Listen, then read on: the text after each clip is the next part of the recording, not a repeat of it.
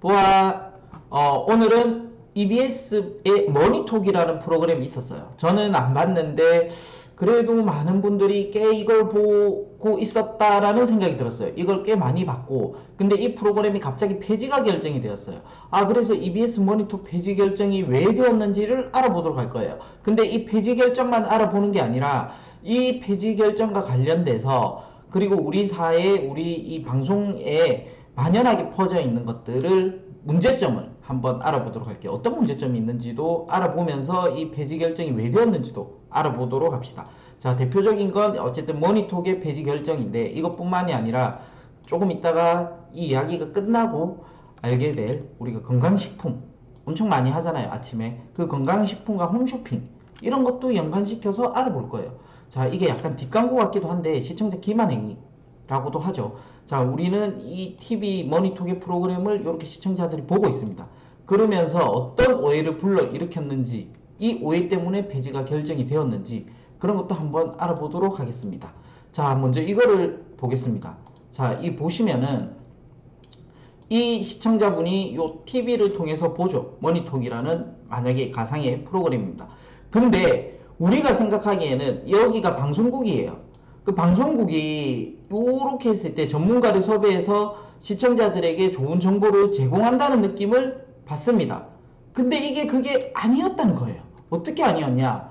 자, 보십시오. 요 프로그램을 하나 편성하기 위해서 요 업체가 요 방송국에다가 요거 돈을 준다는 겁니다.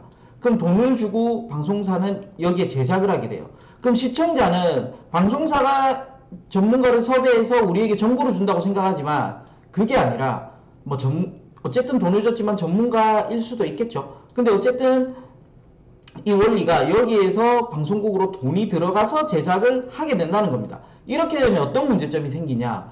여기에서 방송국에 돈을 줬기 때문에 이 방송을 통해서 이 준 업체가 수익이 나야 되는 겁니다.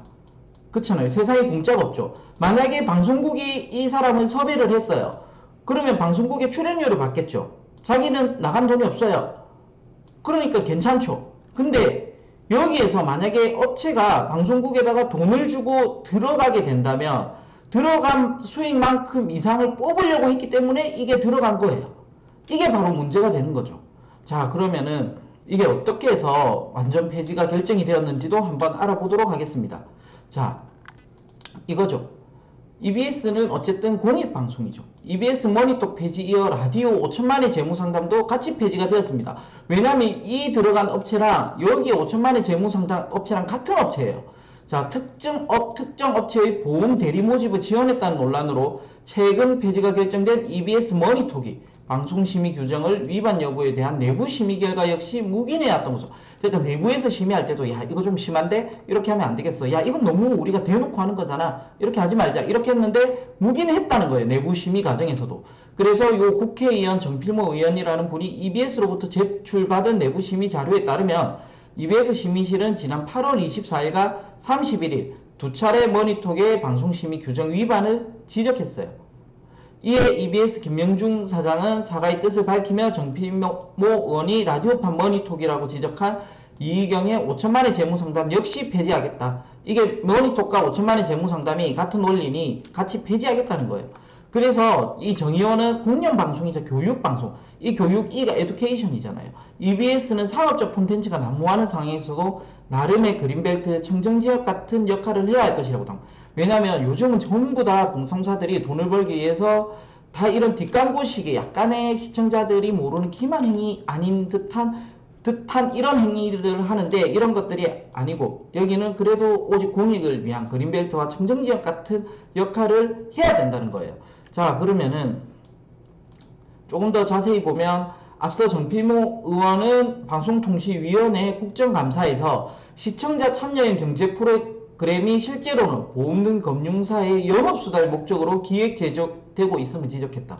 근데 이게 EBS의 머니톡뿐만이 아니라 우리가 보는 다수의 보험 프로그램이 이렇게 이루어지고 있는 것이 대부분이라는 거예요. 다 그런 건지 아닌지는 모르겠지만 대부분은 이렇게 제작이 되고 있다는 거예요. 특히 정 의원은 공영방송인 EBS가 특정 업체 소속 직원들이 전문가로 출연시켜서 시청자의 재무설계, 보험상담 면목으로 개인정보를 수집한 것은 공영방송의 책무를 저버린 행태라고 지적. EBS 측은 머니톡 프로그램을 쉽고 종영하겠다는 입장을 밝혔어요. 즉 무슨 말이냐면은 이 방송을 통해서 나도 한번 상담 받아보고 싶은데 이러고 이제 시청자가 전화를 거는 거죠. 그럼 이걸 수집해서 그분한테 전화를 해서 개인적으로 가서 보험을 리모델링을 한다거나 새로운 것을 가입시킨다거나 어쨌든 그런 행위가 계속 일어난다는 거예요. 그걸 지적하고 있는 거죠. 자, 그러면 8월 24일이랑 8월 31일 날 과연 내부 심의 규정에서는 무엇이 일어났느냐, 이게 중요한 거죠. 자, 이거는 협찬주에게 광고 효과를 주도록 프로그램을 제작 구성하면 안 된다는 조항을 준수하여야 되는데, 방송심의 46조 사항에 의해서 협찬주에게 광고 효과를 주도록 하면 안 되는데 광고 효과가 들어갔다는 거죠. 그렇죠. 그래서 기존 7개 방송사의 보험 관련 프로그램의 제재 이후 동의 사안에 대한 강력 제재를 예고한 바가 있어요. 그러니까 여기뿐만이 아니라 다른 방송사도 그런 게 많았다는 거예요. 그리고 전화번호가 6차례 이상 노출되었다는 거예요. 예를 들어서 이런 우리가 그 문의 전화가 이렇게 노출이 되어서 전화를 하게끔 유도했다는 거예요. 제 유튜브 방송을 보시면 알겠지만 영업 방송은 아니니까 연락처가 없잖아요. 그러니까 저한테 연락하기가 당장 제 영상을 보고는 힘들어요. 근데 찾으려면 찾을 수는 있겠죠. 하지만 뭐 예를 들어서 아트 채널 이런 데 가면 찾을 수는 있겠지만 당장 이 영상에 대해서는 연락처나 뭐 그런 게 없기 때문에 그 홍보에 대한 그런 영업에 대한 그런 건 아니죠. 좋은 정보를 전달을 해드려서 모두가 다 올바르게 보험 가입을 해서 하셨으면 좋겠다는 그 목적인 거죠. 자, 그러면은 관련시 전화번호 삭제가 필수죠. 출연자의 평행성 및 협찬주와의 관계의 주의 요망, 전문성과 객관성을 담보할 수 있도록 노력할 것. 즉 이거는 진짜 공익을 위해서 이런 정보는 시청자들이 꼭 알아서 다음에 누군가에게 가입을 할 때도 이런 피해를 받으면 안 된다는 거를 이야기해 달라는 거였죠. 자, 그러면은 31일 건은 뭐냐면은 박계리 파피 현준 부부가 나와 재무상담과 보험 재설계를 받는데 방송인 부부의 활발한 입당과 심각한 보험 상태가 흥미를 높이는 거예요. 즉 이건 정보 전달보다 흥미를 너무 높여가지고 조금 더 사람들을 유도를 하는 행위가 많다라는 거죠. 즉 보험방송 프로그램에 콜센터 노출이 가지는 광고 위험은 지난 편 신이 요청한 바 있으니 참고 바란다. 24일 날 했으니 참고를 바란다는 거예요. 또한 재무상담가로 출연하는 만큼 저희 증권사로 이전하여 45분 34초 부분인 거예요. 같은 표현은 프로그램의 객관성 침해 요소 있으므로 녹화 시 사전주의 전달 또는 편집 시 거르는 것이 이건 자르라는 거예요. 왜냐하면 이 회사가 너무 홍보가 되니까. 자, 그래서 이거 내부 심의를 거쳤지만 전혀 개선이 되지 않았다는 겁니다. 자, 그렇다면 8월 24일 EBS 심의실은 보험업체 이 상담 전화번호가 6차례 이상 노출되고 있는데 협찬주와 관련되거나 상담자의 인적사항이 협찬자에 전달되어 영업행위에 이용되지 않도록 주의, 관련시 전화번호 삭제 필수라며 출연자의 편향성 및 협찬주의 관계에 주의 요망을 할 수 있도록 한 거죠. 자, 이게 8월 24일 거고, 자, 그러면은 더 중요한 것을 한번 보도록 하겠습니다. 아직도 송출 중인 라디오 버전 머니톡, EBS 측 폐지 입장을 밝혔고요. 국정감사에서 전필무 의원이 EBS 머니톡 문제를 지적하자 김명중 EBS 사장님은 사과를 하셨어요. 사과를 하셨고, 자, 일반 사기업체에 개인정보를 팔아넘긴 것 아닌가. 이거 좀 표현이 가격한 거죠. 이렇게까지 표현이 될 법한 경우도 있고요. 아닌 경우도 있는데 이건 뭐 개인적인 의견이니까 그렇다고 치고, 이런 식의 기만적인 상수를 쓰는 프로그램을 사기업과 같이 만든다는 것이 말이 되냐고 강하게 비판했죠. 정필무 의원은 라디오에서도 비슷한 프로그램 지금도 매일 하고 있고 이것도 똑같이 폐지하라고 했고, 요게 이제 받아들여서 이경 씨의 5천만 재무상담도 이제 폐지가 되죠. 자, 근데 이 재무상담을 위해 출연하는 대부분의 출연진이 키움 SF 플래너에서 섭외한 자사 소속 설계사예요. 즉 머니톡도 키움 SF 플래너죠. 여기도 키움 SF 플래너인 거예요. 그런데 방송에서는 그럼 소개할 때는 여기는 저희는 키움 SF 플래너 소속 설계사입니다 라고 한 게 아니라 보험, 재무, 재테크, 노후 설계 전문 트레이너라고 소개해요. 이 소개를 받는 순간 사람들이 보는 시선이 틀려버리는 거예요. 이것 또한 문제가 되는 거죠. 솔직하게 자기 소속을 안 밝히니까 판단이 흐려질 수도 있다는 겁니다. 자, 그러면은 프로그램이 이렇게 운영되다 보니 실제로 머니톡 시청자 게시판에 문제점을 지적하는 글도 쉽게 찾아볼 수가 있습니다. 상담을 신청했더니 기존 보험 해지하고 키움 SF 플래너 보험으로 갈아타라 있다. 이게 키움 SF 플래너 보험이라기보다는 정확하게 이야기하면 키움 SF 플래너는 많은 보험회사를 지급하는 보험의 그런 대리점 같은 역할이죠. 그 중에서 이런 것들을 가입을 하시면 됩니다. 이게 더 정확한 표현이겠죠. 집까지 찾아와서 보험 계약을 했다. 같은 지적입니다. 왜냐하면 그 개인정보를 받잖아요. 콜센터를 통해서. 그러면은 그 개인정보를 받은 것을 그분한테 전화를 해서 약속을 잡고 집까지 찾아온 거죠. 자, 고전 패널인 강유정 교수는 이 채널이 EBS가 아니었다면 언론 소비자도 조심해서 봤을 거예요. 왜냐하면 EBS는 공영 채널이잖아요. 우리에게 좋은 정보를 주는 정직한 방송이라고 생각을 했기 때문에 그런 거죠. 그 여기서 EBS가 아니라 그냥 다른 작은 채널이었으면 저 뭘까? 조금 의심이 들 수도 있는데 이게 EBS에서 했기 때문에 더 많이 신뢰도가 올라갔다는 거예요. EBS이기 때문에 시청자들이 믿고 들어갔다는 점에서 훨씬 더 기만의 농도가 짙다고 비판했어요. 그러니까 EBS가 설마 이런 장난을 치겠어? 라고 생각을 했는데 아니나 다를까 EBS가 우리의 뒤통수를 한 대 때렸다 라고 볼 수 있는 거죠. 자, 그러면은 여기 보시면 이에 김명준 이제 EBS 사장님은 의원님이 지적한 대로 시청자 눈높이를 세심하게 들여다보지 못해서 송구스럽게 생각을 한다. 한쪽으로 뼈아픔을 느끼면서도 감사함을 전한다. 지적해줘서 고맙다는 거죠. 그래서 라디오 프로그램도 같이 폐지하겠다. 한편 EBS 측은 정피부 은혜 머니톡 계약서 제출 요구에 비밀 유지 조항을 이유로 제출하지 않고 있다. 이게 무슨 말이냐면은 니네 여기 이 키움과 EBS가 거래를 한 거잖아요. 그래서 키움의 여기 거래 내역서 어떻게 거래했는지 EBS가 요거를 갖다가 제출을 해달라는 거예요. 계약서 제출을 요구했는데 비밀 유지 조항으로서 이거를 제출할 수 없다는 거예요. 그래서 김명중 사장에게 영업상 비밀 등 문제가 있어 자료 제출을 못하면 열람이라도 하게 해달라는 거죠. 숨기는 것만이 능사가 아니니 우리가 요 계약서를 보면 이 키움이 EBS에 얼마를 줬고 어떤 내용이 들어갔는지 정확하게 알 수가 있다는 거죠. 근데 이게 단순히 그러면은 보험 이 채널만 문제가 있냐? 보험 채널만 문제가 있는 게 아니에요. 전반적으로 이런 문제들이 많이 있다는 거예요. 그럼 어떤 것들이 있냐? 이런 것들을 한번 보도록 하겠습니다. 자, 바로 우리가 엄청 건강을 많이 챙기잖아요.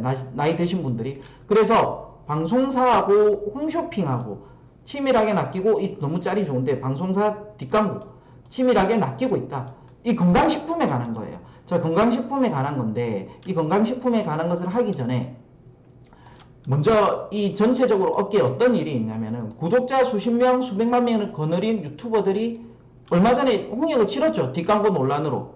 이 뭐냐면은 홍보비 등을 받고 해당 업체 상품을 이용해 유튜브 콘텐츠를 생산하고도 이를 제대로 표시하지 않기 때문이에요. 이 때문에 기만을 했다는 거예요. 왜냐면 우리가 광고면은 이게 광고하는구나 라고 느낄 텐데 광고가 아닌 것처럼 해서 마치 우리가 구입을 하게 만들었던 거예요. 그래서 유튜버들이 기망행위를 한 것이라고 거세게 비판하기도 했고 유명 유튜버들이 사과 영상이 하루가 멀다 하고 잇따라 올라왔던 이유예요. 왜냐면 이게 광고가 아닌 것처럼 해야 더 잘 살 거니까. 당시 언론에서도 이 같은 논란을 두고 뒷광고를 받은 유튜버들을 비판하는 기사들이 나왔는데 언론에서는 기사형 광고도 쓰지 않느냐면서 역비판도 제기되기도 했는데 그럼 뉴스를 하는 시사교양 프로그램을 하는 방송사는 이 같은 논란으로부터 자유로울 수 있을까요? 라는 것이 논란이 있다는 거예요. 자, 그러면은 이 같은 방송사의 이른바 뒷광고 형태가 이제 어제 오늘의 일이 아니라는 거예요. 갈수록 심해지고 있다는 점입니다. 특히 종합편성 채널의 등장 이후 건강정보 관련 프로그램이 득세하면서 이 같은 현상은 더욱 심해졌다는 게 건강 프로 제작진들의 고백입니다. 우리가 그 흔히 말하는 종편 채널이죠. 이 종편 채널이 등장하고 나서 건강정보 관련이 정말 많이 나왔어요. 왜 이 건강정보가 딱 되냐? 이분들의 시청자 나이가 어떻게 돼요? 시청자 나이가 대부분 40대 이상 분들이 많아요. 저희 부모님도 집에 계시면 항상 종편의 이 건강 채널, 정보 채널을 굉장히 열심히 보십니다. 그래서 방송사의 건강정보 프로그램이 딱 시청자 타겟팅이 된 거죠. 그래서 건강을 위해 추천하는 음식이나 식자재 등이 실제로는 관련 상품을 판매하는 업체의 협찬을 받고 만들어지고 있는 뒷광고 제작물이라는 겁니다. 제작진이 인터뷰한 전직 건강 프로그램 제작진 A씨는 자신이 일했던 지상파 방송의 아침 프로그램 건강정보 코너에 대해 뒷광고를 하는 전문 프로였다고 생각하셔도 될 것 같다며 제품의 광고를 위해서 짜맞추는 내용들이 있었다고 고백을 했습니다. 즉 무슨 말이냐, 이게 저희 부모님이 새벽에 이제 일찍 일어나시잖아요. 그리고 그럼 아침에 일찍 많이 해요. 왜냐면 나이 드신 분들이 새벽에 일찍 일어나서 TV를 많이 보거든요. 그러면 그때 건강정보 관련 프로그램이 나옵니다. 그러면서 이게 이 A 상품이 엄청 몸에 좋다 식품이. 그럼 이걸 갖다가 광고 영상을 봐요. 프로그램을 보고 나서 한 채널 올립니다. 한 채널 올리면은 어떻게 돼 있냐, 홈쇼핑에 이 상품에 대해서 판매를 하고 있는 겁니다. 그러니까 이거 내가 봤는데 이게 좋은데 이걸 홈쇼핑에서 판매를 하네? 그러면서 부모님이 그런 말을 하셨어요. 야, 너무 신기하다. 이 어떻게 건강에 좋다는 이 프로그램을 보면은 어떻게 홈쇼핑에서 이것을 팔지? 라는 생각이 들게 된 거죠. 그게 다 바로 이렇게 만들어지는 하나의 프로세스였다는 거죠. 자, 그러면은 조금 더 다시 보시면은 요 프로그램에서는 저널리즘 토크쇼 저희가 단독으로 입수해 확인한 자료가 있는데, 연계평성과 관련한 우리 부모님이 말했던 바로 그런 연계평성이죠. A라는 상품을 건강에 좋다고 소개하면 방송 직후 그 상품을 홈쇼핑에서 판매하는 방식이에요. 여기에서 이걸 하고 나면 어떤 효과가 있는지를 알 수가 있죠. 리모컨을 돌리다 보면 당연히 매출은 올라갈 수밖에 없는 거죠. 우리 부모님도 그렇게 많이 느끼셨으니까. 즉 이렇게 했을 때 이거를 보시면 알 수가 있습니다. 자, 뭐냐면은 내가 요거를 갖다가 홈쇼핑에서 안 했어. 그냥 이 상품이 좋다, 시서스가 좋다 이러면은 9,800만 원이에요. 근데 방송을 연계했어요. 홈쇼핑에서 요 시서스가 좋다는 걸 방송하고 이렇게 보니까 매출이 이렇게 오르는 거예요. 유산균도 그렇고 크릴오일도 그렇고 이렇게 오른다는 거예요. 여기에 훅 하게 되는 거죠. 왜냐면 앞에 우리는 충분히 이게 필요하다는 방송을 통해서 니즈를 확보하게 된 거죠. 마케팅적으로. 요 니즈를 확보했는데 어떻게 언제 사야 될지 고민을 하고 있는데 때마침 홈쇼핑에서 저렴하게 판답니다. 그러면 우리는 아무래도 살 가능성이 많다는 거죠. 이것을 마케팅에 활용한 거예요. 자, 그러면은 조금 더 보신다면 이게 슬픈 건 정말 명언인 것 같은데, 유현재 서강대 신문방송학과 교수님이 말한 것은, 슬픈 건 사실은 이 프로세스는 시청자만 빼면 모두가 이득인 거라는 거예요. 왜냐면 시청자는 돈이 나갔으니까 소비를 해서 제일 큰 피해자예요. 근데 요 업체의 방송사에 의뢰한 쪽은 요 소비자한테 돈을 판매를 하니까 이득이고, 방송사는 요 업체에게 홍보를 해줘서 또 돈을 받아서 이득이죠. 그러니까 소비자 빼고는 다 이득인 구조라는 거예요.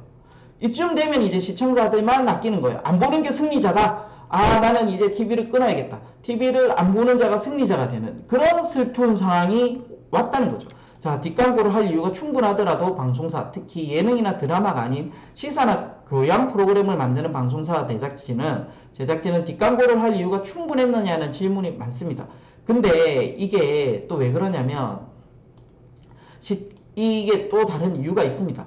방송사들이 협찬 사실을 알리지 않았고 심지어 홈쇼핑과 해당 제품이 연계돼 방송된다는 걸 알고 있었다면 시청자들이 이 신뢰감을 이용해 돈벌이를 했느냐는 비판을 면하기 어렵습니다. 그렇긴 한데 어쨌든 이 이유가 있습니다. 이 이유가 뭐냐면은 되게 엄청 슬픈데, 다만 방송 콘텐츠 제작을 막대한 제작비가 들어가요. 그 현실이 있기 때문에 이 막대한 제작비를 방송사가 돈을 잘 못 버는데, 요즘 방송국이 스스로가 만들기에는 너무 힘들다는 거예요. 그래서 이 교수님께서 방통위가 방송 제작 현실이 이렇다는 점을 인정을 하든가, 그러니까 시청자가 이거는 다 광고야, 이거를 다 인지해서 걸러서 볼 수 있는 인지를 하든가, 아니면 규제를 해서 그냥 조금 더 이렇게 하면 안 된다는 규제를 하든가, 두 개 중에 하나를 선택을 하는 게 좋지 않을까 하는 거예요. 뒷광고 논란을 정리하기 위한 제도적 결정과 판단이 필요한 시점이에요. 즉 이게 너무 성행이 되면 이제는 이게 다 광고라는 것을 모든 국민들이 인지를 하겠죠. 그러니까 이 인지를 하기 위해서는 여러분들은 보이TV를 혼자 보시면 안 돼요. 우리 부모님들에게 보여줘야 되는 거예요. 엄마가 보고 있는 이 프로그램은 사실은 이런 원리로 만들어졌어. 그렇게 보이TV를 홍보를 해주셔야 된다는 겁니다. 자, 그래서 아니면은 제도를 규제하든가 두 개 중에 하나를 선택을 해야 되는 거죠. 자, 그래서 우리가 이제는 이런 TV를 볼 때는 항상 걸러서 조금 더 이게 어떻게 만들어진 제작 과정인지 알아서, 그래서 조금 더 객관성과 신뢰성을 더 구축을 해서 내가 더 많이 알아보면서 시청을 할 수 있는 그런 현명한 시청자가 되어야 되겠다고 생각이 듭니다. 자, 이상입니다.